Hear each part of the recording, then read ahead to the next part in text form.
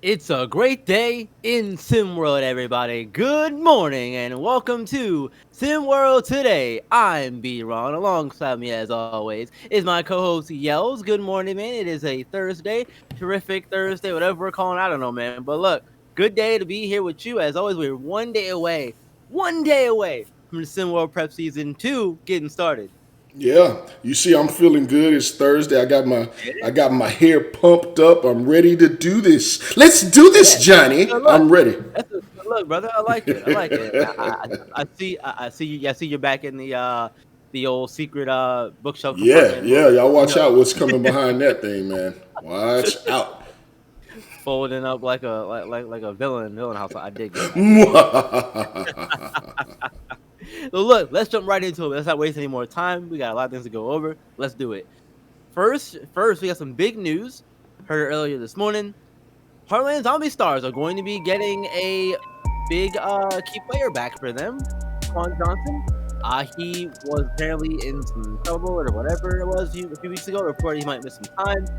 Apparently now he's got the all clear to play, so he'll be there for the team on opening night when they play Beyond the Arch.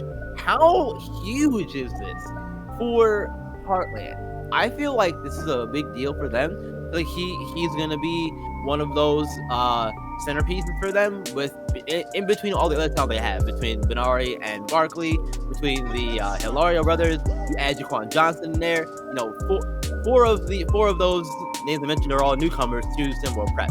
So having all of them and John Johnson being able to come in and play and make an impact immediately is going to do a lot for them going forward. And having him ready to go on night one, that's it's gonna help ease the team overall into the game, into the season, and that kind of stuff, and get him ready to get him, what's the word, ready to go and all that stuff. Just ready to go. So Hey, so I'll say this, B-Ron. We're looking at a package of him here right now. The guy goes hard in the paint. He's 6'7", yeah, probably truly around somewhere 260, 250 mark. At 16 years old, he is a load. And he's going to be a lot of what they're going to be relying on in the middle. They do still have some bruisers in there, Robert McGee and head honcho Hardwick the third. yeah, But size is going to be important to this Heartland Zombie Stars out here. And Jaquan absolutely. Johnson, there was a lot of raving, a lot of talking about just how good he may end up being a while back. Everyone kind of cooled on the subject. Everyone kind of cooled on him a little bit because he got to talking in the media. We heard a little bit more from a SimWorld prep age kid than people expect to. He kind of came in super hot. Yeah, But yeah, that's a lot of the personalities on this Heartland Zombie team. But none of that negates the fact that he's incredibly skilled, big body for a young man. He's going to be playing in his hometown area a little bit, so I'm sure he'll have hmm, a little bit of go power behind that. yep, And then yep, what generally speaking, at competitors, if they're a competitor, when they're coming off something tumultuous where things were in jeopardy with their career or the game of basketball, the thing they love, they come back firing on all cylinders. So I yeah, fully expect exactly. him to come out the gates guns a blazing. You got the James brothers out there, Heartland Zombie Stars. Their riot house is going to be rocking. Absolutely, one of the best environments in SimWorld Prep that we have here, and Johnson, the number 95 rank composite wise player Yeah. in SimWorld Prep. So he's in that top 100, which says something. But I feel like he has an opportunity to really cement himself as a uh, s- star on this Heartland Zombies team because besides Benari looking at things, you would besides the Jane brothers, really, you wouldn't say they have a quote unquote star besides those two. But if Johnson can insert himself in that conversation and be one of those key players for this team, then that's just going to, elevate them as well, and they could be in for a really good season this time around. Well, again, like I said, I expect a lot out of the. I think they're sitting in that Neo region, which I think is a little more up for grabs than people may anticipate. I think there's some room for some posturing in there, and I think it's always gonna the teams that are gonna come in and start playing some defense. Are the Yeah. teams that can really shock some people. And I think this Heartland Zombie Stars crew is going to get down and dirty. Jaquan Johnson, when we talk about him being a big frame and a big body, kids, ladies and gentlemen, everyone out there, we're not talking about him going out there and trying to shoot some jump shots or dribble on the perimeter or work. I'm talking elbows high, bump into you, knock you out, go through you to the rim to get his points. I'm talking elbows high, bump into you, knock you down on defense to keep you out of the paint. I'm talking Yeah. elbows high to the head, bump into you, knock you out the way to go get some boards. When he's not relying on all that pretty stuff. And I mean, you leave that to Benari and Barkley. Let them work on the perimeter. There's a couple other guys. AJ Blaylock there. He gets after it defensively. And again, I mean, I think that's going to be the MO and the calling card of this team. We've talked so much early on the season about, before the season about Benari and Barkley and, how good are they going to be? And then all the talk is, I don't know where points are going to be manufactured for some of these teams.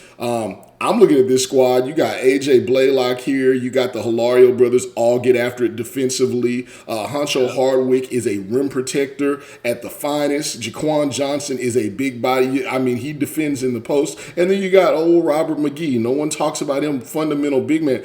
Defensively, I think they're going to give teams fits. And again, for me, it's going to start with Jaquan Johnson in the middle. So he gets to return to the team, and I think that's a great look for the squad. Exactly. And right place, right time, really for him. Perfect timing. Couldn't have wrapped that up any better. Yeah, whatever it is.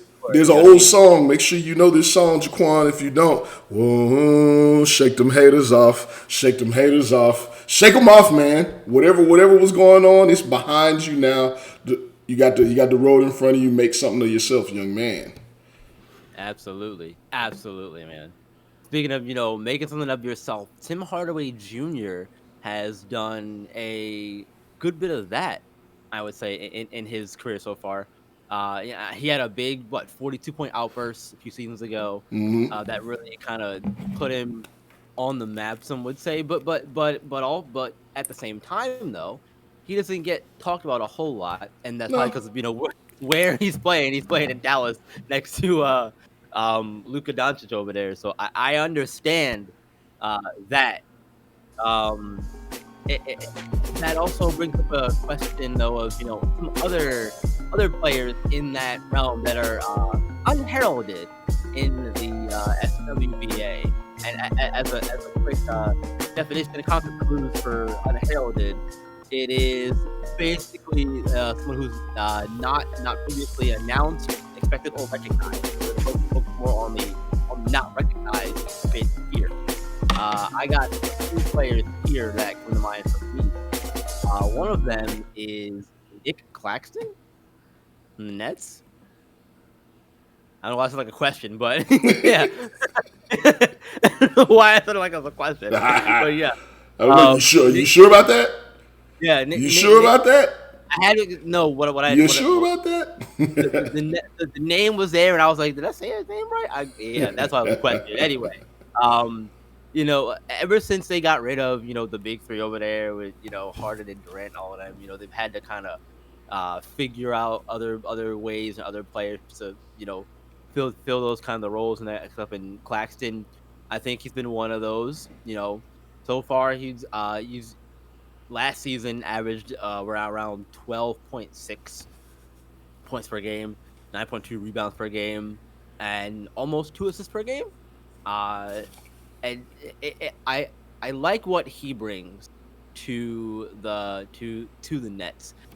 I don't like their color scheme. It's most I didn't know we were talking color scheme, sir. I had to throw it out there. I hate black and white. That's a personal thing. Anyway, what you got, Yos? Yeah, I don't have any stats in front of me. I'm unprepared today. Sorry, I was busy working on my hair. So no, we got for me. Some of these may not be unheralded though, but I'm gonna say them anyway. Number one, PJ Tucker is still right there for me. Being willing to be the tag along man for James Harden is really that's for willing to say I'm gonna defend 2 positions because this guy won't defend 1, and do it effectively all while knocking down a corner 3 and guarding anybody on the perimeter or in the paint. Like, does anyone know Oh, how top 500. powerful that is? Like, that's unreal. So I'm gonna go there. Obviously, leaning defense. Another one. Anybody know who Michael Bridges is? Yeah. He's doing big things. There's a reason he stays in the league. Everyone considered him a 3-and-D wing, but he's really a defensive wing that he can go get his own shot. He uses his length well. It's one of these things, kids, where we talk about knowing what your skill set is. On occasion, he'll try and get in his bag, but other than that, I'm a camp in this corner. I'm a slash, catch it, and dunk on somebody's head, and I'm a defend. He knows what his skill set is. He leans hard into it. I got a few. Cole Anthony. Have y'all seen the Orlando Magic lately? Yeah. Have you seen Cole Anthony making Greg Anthony look like a bum because he's out there? He's take that, Pops. And then the last one, this is the one that's not so unheralded, but I want to shout him out. I shouted him out in the feed yesterday. Drew Holiday is a basketball guy. Yeah. There's nobody on earth that will not play with Drew Holiday. He's 6'3", not 6'4", Coach Drayton. He's about 6'3", of just dog on the court, just whatever. He takes everything personally, and I can't wait until he plays Milwaukee this season. That's my guy. You mentioned Drew Holiday, and I like that. I like that option, but I also want to throw in Pat Beverly there. Pat Bev. Pat Bev, I like. He's scrappy, and he's one of the guys who's also gonna get in your face and play tough defense from what I've seen, and that's something that I really enjoy as well. And also, just kind of looking at how things kind of evolve for him in his career. I remember watching old Chris Smoove videos, and whenever he played against Pat Beverly, it would always something always like break his ankles or whatever, and he was a bum at one point. And now seeing Pat Bev be in a different position now than what he was years ago is just that's cool to me. I'm not gonna let you dog Pat Bev out like that. I'm not gonna let you do it. No. For those of you who don't forget, Pat Bev averaged 27 points a game in high school. He was a hooper. Yeah. Still is. Anybody in the NBA that we want to dog out can give you buckets right now. Don't ever forget that. But don't you get off the Drew Holiday bag so quickly. He is, whatever level of appreciation that he gets, it's still not enough. Because he gives you whatever you need on any night, offense, defense. You may need him to play positional defense to allow everybody else to play defense. People don't understand that kind of thing. Keep your man in front of you. We don't need to steal. We don't need to block. Just keep that man in front of you so the rest of your team can defend players that they wouldn't normally defend on another night. And we say, hey, go out there and clamp Damian Lillard, for example. We need you to make him uncomfortable. Strip the ball, block the ball. We need you to just get in his grill, make it uncomfortable. That way everybody else can roam the passing lanes. He can do that. He can get right up on you. You may say, I need some help side defense where I need you to get the game-winning block steal. And yeah, I'm saying it at the same time because he's capable of getting a block steal, which stats you want to give him. I mean, the dude does it all. And then some nights you say, hey, man, I need you to go score 30. And he's like, all right, whatever. Whatever you need, assists, steals, defense. I'm a big fan. He's such a good player, and he's so respected around the league that people learned that his name was Drew when we all called him J-Roo for a while, right? Yeah, right. yeah. I was like, what a dope name, J-Roo Holiday. Right. Make him say your name right. Yeah. Exactly. Oh man. So hey, look, we gotta keep moving. We also have to continue to talk about players here in SimWorld Prep. There's a lot of hype around Sun Chong-gu, who's now playing for APAC this season. And then as we get closer to the season, the hype has kind of faded away in some respects. So are we off? Are we off the hype train that is Sun Chong-gu, or is this just the calm before the storm? Trains getting ready to leave station again. Are we on a break? What's going on here with all of that? In your opinion? Yeah.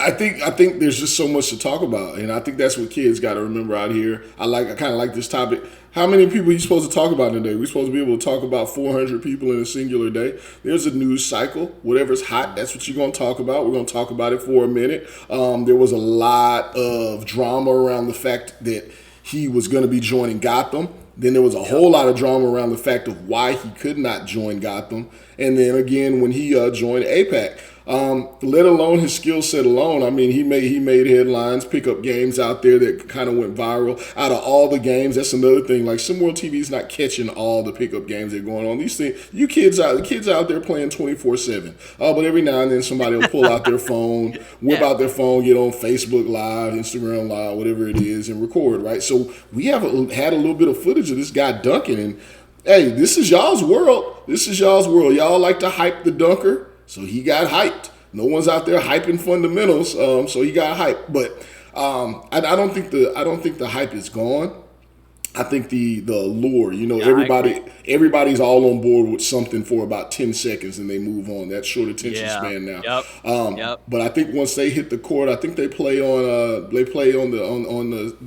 league opening game here on Friday early. I think they may be the first game. Are they not against Europe? But they're not Let me at double home, check are they? that. So there won't be any Sung Chungu. First time he hits the court, I think there'll be some more hype. If he can break out a big time play, we'll be talking about him. Oh no, absolutely. I agree 100%. I don't think the hype is gone at all. I think, like you said, it's a matter of the news cycle. That's how this stuff works. You know, not everybody can be talked about all the time, and just because someone isn't mentioned for 3 days or whatever doesn't mean that that they're a bum all of a sudden. That's not what what. Think about that for a second. You have some kind of critical thinking skills, Michael. I don't understand this mindset of where that comes from, because like you said, there's no way to possibly talk about everything all at one time. Uh and with this in particular, like you said, we did talk about the visa situation with him. We got them 5, and then when he came to APAC, it's great. He was APAC, but now there's this whole other thing we got to worry about of him basically not being able to play away games. Essentially, he's only going to be there for half the games this season, and that's a story to keep in mind. But we can't talk about that every single time. And his dunks and those things definitely put him on the map. He's gonna stay on the map. The hype train, I don't. The hype is not gone from him. It's just a matter of the news cycle. Y'all need to relax. Y'all doing too much. Yeah, and furthermore, I think we will get to talk about him when he gets a highlight play. But I think we'll be talking about APAC as a whole more, just because I that think we team is will loaded. too. I've Yeah. seen some stuff, and I think they'll be a pretty good team. But you know what gets you talked about, guys? Not winning just the important games or having a matchup or you having a good game, particularly wins. Win consistently, Yes. and it keeps you in the conversation. So. Yes. Exactly. Exactly. APAC is they are away, correct, tomorrow at 12 p.m. on ESPN2. They're playing SimWorld Europe, and then their next game, first home coming from the first home game on the schedule here. But the point is we might not see Sun Chungu for a little bit. Yeah, all We might good. not see him for a little bit. All All good. good. All good. But look, hey, the SimWorld U season starting here pretty soon. Yeah. On the 5th to be exact. Right? Yep. Yep. November 5th. Who are you excited to see? Oh man. So I don't know if any of these names are gonna be uh talked about still. I'd imagine they will be. D. Woodley, Jameson Johnson, and of course Cooper Kingy Cross. Those are my 3 that come to mind immediately for various different reasons. D, obviously, for the thing his personality, and it can come across as abrasive, maybe a little bit like Marcus Cousins on the Sacramento Kings esque sort of way. Jameson Johnson, just because he was one of those highly touted big men, who really made his mark when he played here in SimWorld Prep, and CKC all around, scoring all time leader here in SimWorld Prep, playing for Maryland. There's a lot there to be excited about for all 3 of those kids. I'm looking forward to seeing and hearing more about those 3 in particular. How about you? Yeah, I'm there on the CKC train. I want to see just how crazy he can go. I'm looking forward to seeing Derek Long. I know that's not here. I'm on the defensive train this morning. I'm ready to see what D Long does out there. Slim, shout out to Slim as he goes by Slim. I want to see what Trey Turner, if he can really go bananas, if he can Yeah, be unleashed out there in Tennessee, just kind of go crazy. See if he can break any records there. And then Ball Game Baldwin. Anyone ever heard of that guy? yeah. I want to see. He was on my He's short list too. so explosive. I'm looking forward to seeing him. Looking forward to seeing some of these kids here move into SimWorld Prep. Excuse me, into SimWorld U as well. Absolutely, absolutely. Well, thank you all for joining us this morning. We really do appreciate your time, as always, being here with us. One more day, y'all. One One more more. day. In the Uno meantime, más. yep. And as always, guys, remember, SimWorld is the only place where you can see the game, be the game. We'll see you tomorrow.